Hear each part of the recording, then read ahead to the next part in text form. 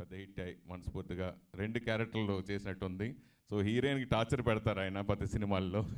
So అలాగా ఆయన torture తోటి సినిమాలో మా దర్శక పెర్ఫార్మెన్స్ మనం చూసాం.